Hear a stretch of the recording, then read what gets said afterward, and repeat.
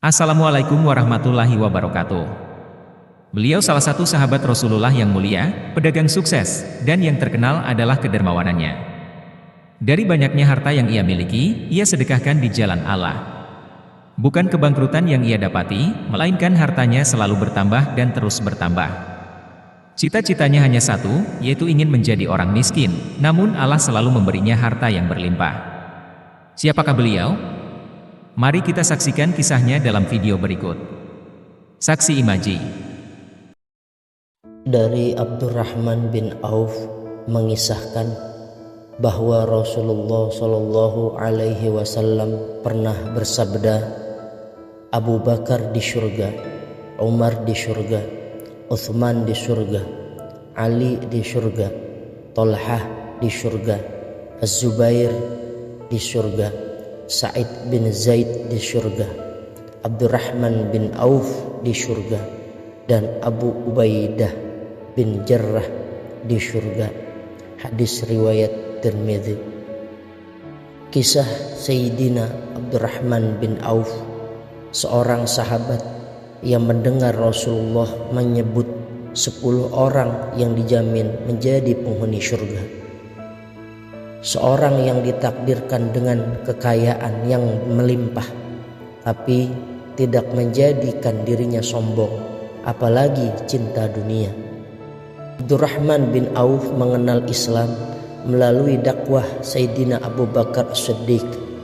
Tidak ada keraguan sedikit pun di hatinya mendengar penjelasan Abu Bakar. Demikian juga saat bertemu Rasulullah, hatinya mantap untuk berjanji setia dalam keimanan. Sejak saat itu, siksaan dan gangguan pun dialaminya. Dia mengikuti hijrah ke Habasyah yang pertama kali, lalu kembali ke Mekah. Ketika perintah hijrah ke Habasyah datang lagi, dia pun ikut dalam rombongan meninggalkan kota suci Mekah.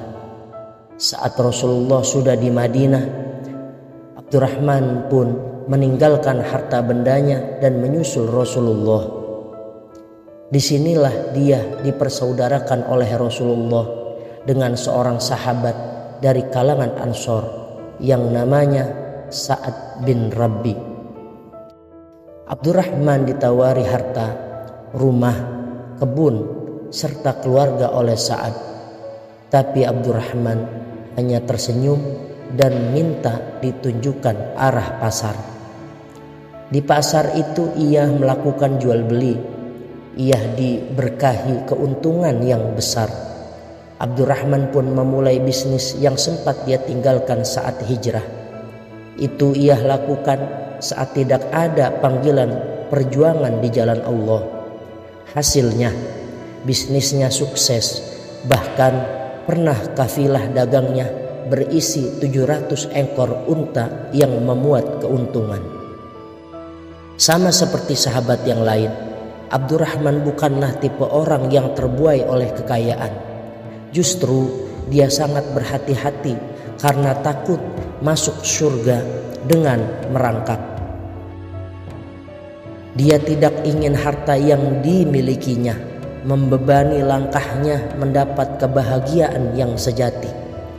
Itulah yang membuatnya tak pernah ragu sedikit pun mensedekahkan hartanya di jalan Allah Subhanahu wa ta'ala. Wahai Abdurrahman, kamu ini orang kaya raya. Kamu akan masuk surga dengan merangkak. Karena itu, pinjamkanlah kekayaanmu kepada Allah. Allah pasti akan mempermudah langkah kakimu. Kata-kata Rasulullah inilah yang memacu Abdurrahman bin Auf untuk memberikan hartanya di jalan Allah. Tahukah kalian apa rahasia sukses bisnisnya? Semua itu karena Abdurrahman selalu memperhatikan halal tidaknya bisnis yang ia lakukan. Dia berbisnis dengan kejujuran. Tipu menipu dia jauhi. Urusan yang ragu-ragu atau subhat tak pernah dia pun dekati. Ditambah dengan gemarnya ia bersedekah, membuatnya kesuksesannya semakin bertambah hari demi hari. Begitulah kedermawanan Sayyidina Abdurrahman bin Auf. Bisa dikatakan bahwa hampir seluruh penduduk Madinah merasakan daripada hartanya. Sepertiga harta Abdurrahman dipinjamkan pada penduduk Madinah, sepertiganya lagi ia berikan untuk membayar hutang-hutang masyarakat Madinah yang tidak mampu terbayarkan, dan sepertiganya lagi dia bagikan kepada penduduk kota yang membutuhkan. Begitulah kedermawanan Sayyidina Abdurrahman bin Auf radhiyallahu anhu.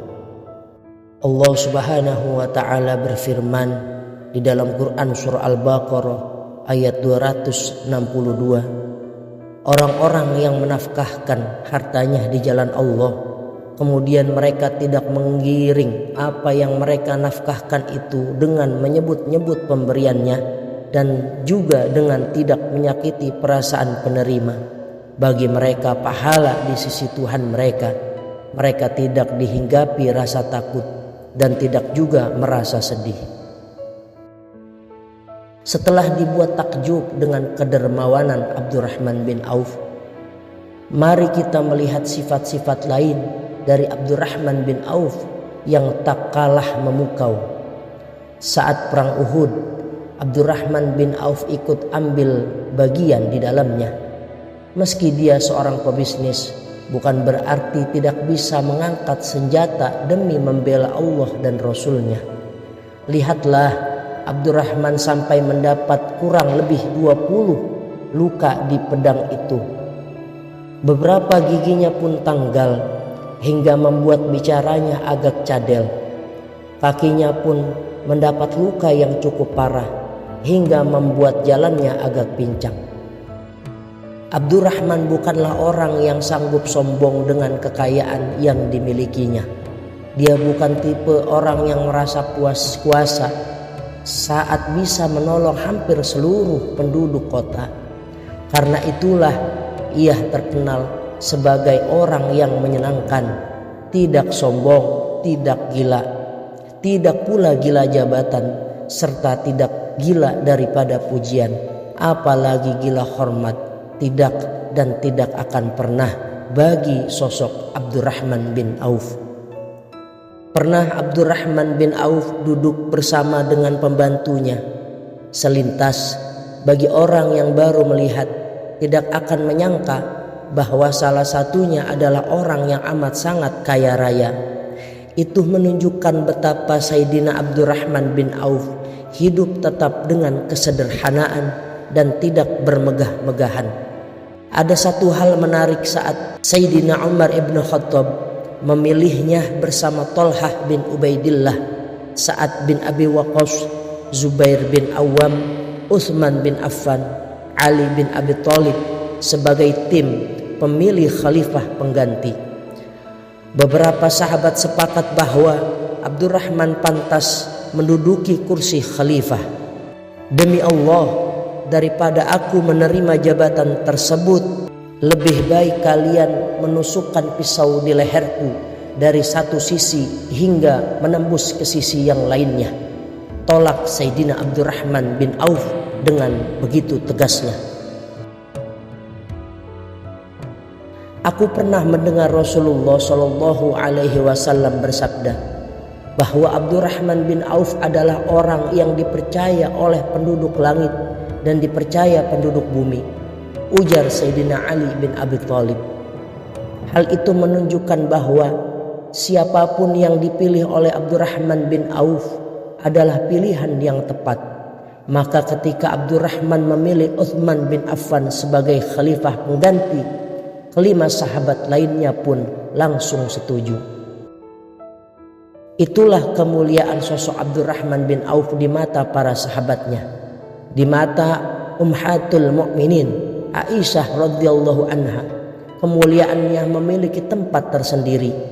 Itulah yang membuat Aisyah radhiyallahu anha menawari Sayyidina Abdurrahman bin Auf untuk dimakamkan di komplek pemakaman Rasulullah bersama Abu Bakar dan Umar.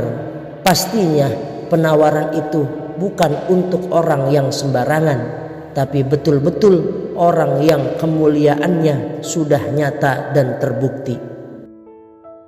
Lagi-lagi Sayyidina Abdurrahman bin Auf memberikan keteladanannya. Saat penawaran itu datang, Abdurrahman hanya tersenyum penuh kegembiraan. Tapi hati kecilnya merasa tempat itu terlalu baik untuk dirinya. Siapalah aku jika dibanding Abu Bakar yang selalu membenarkan Rasulullah tanpa ragu? Atau apalah aku jika dibandingkan dengan Umar ibn Khattab yang keberaniannya membuat nyali iblis ciut? Itulah yang ada dalam benak daripada Abdurrahman bin Auf.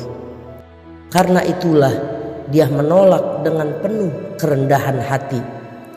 Maaf Ibunda Aisyah, tapi saya sudah berjanji dengan seorang sahabat untuk dikubur berdampingan kelak. Dialah Utsman bin Ma'zun. Saya takut jika saya menerima tawaran ibunda, saya tidak menepati janji yang sudah dibuat. Pada tahun 32 Hijrah, ruh Abdurrahman bin Auf kembali pada ilahi Rabbi. Dia dimakamkan di pemakaman Baqi sesuai dengan janjinya pada sahabatnya yang sudah mendahuluinya bertahun-tahun yang lalu.